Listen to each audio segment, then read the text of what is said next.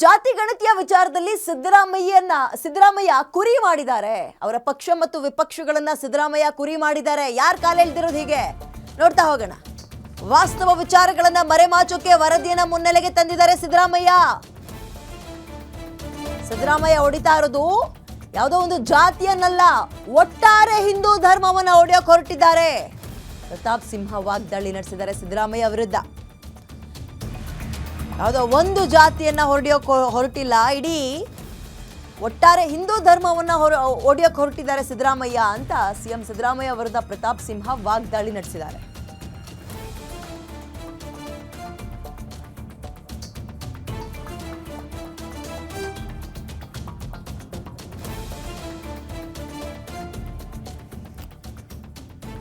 ಸಿದ್ದರಾಮಯ್ಯ ಹೊಡಿತಾ ಇರೋದು ಯಾವುದೋ ಒಂದು ಜಾತಿಯನ್ನಲ್ಲ, ಕುರಿ ಮಾಡಿಬಿಟ್ಟಿದ್ದಾರೆ ಸಿದ್ದರಾಮಯ್ಯ.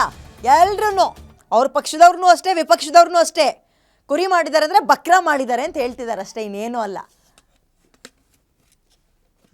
ನಿಜಕ್ಕೂ ಹೇಳಬೇಕು ಅಂದ್ರೆ ಸಿದ್ದರಾಮಯ್ಯನವರು ಎಂತಹ ಒಬ್ಬ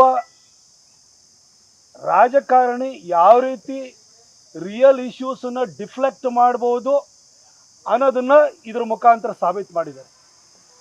ಒಂದು ಕಡೆ ಪಕ್ಷ, ಇನ್ನೊಂದು ಕಡೆ ವಿಪಕ್ಷ, ಇಬ್ಬರನ್ನೂ ಕೂಡ ಕುರಿ ಮಾಡೋದ್ರಲ್ಲಿ ಅವರು ಯಶಸ್ವಿಯಾಗಿದ್ದಾರೆ.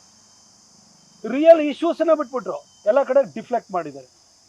ಒಂದು ಕಡೆ ಈ ಜಾತಿ ಗಣತಿ, ಈ ಸಂಖ್ಯಾ ಆಧಾರದ ಮೇಲೆ ಹೊರಬಿದ್ದು ಕೂಡಲೇ ಇವತ್ತು ಡಿ ಕೆ ಶಿವಕುಮಾರ್ ಅವರು ಒಕ್ಕಲಿಗರ ಸಂಖ್ಯೆ ಕಮ್ಮಿ ಆಯಿತು ಅಂತ ಹೇಳಿ ಒಕ್ಕಲಿಗರ ಶಾಸಕರ ಸಭೆಯನ್ನು ಕರೆದಿದ್ದಾರೆ.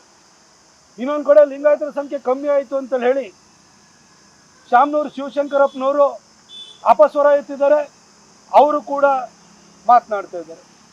ಮತ್ತೊಂದು ಕಡೆ ದಲಿತ ನಾಯಕರು ನಮ್ಮ ಸಂಖ್ಯೆ 1 ಕೋಟಿಗಿಂತ ಜಾಸ್ತಿ ಇದೆ ಅಂತೇಳಿ ಭಾಳ ಒಳಗಿಂದ ಒಳಗೆ ಖುಷಿ ಪಟ್ಕೊಂಡು ನಮಗೆ ಮುಖ್ಯಮಂತ್ರಿ ಸ್ಥಾನದಿಂದಲ್ಲ ನಾಳೆ ಲಭ್ಯವಾಗ್ಬೋದು ಅಂತ ಯೋಚನೆ ಮಾಡ್ತಿದ್ದಾರೆ.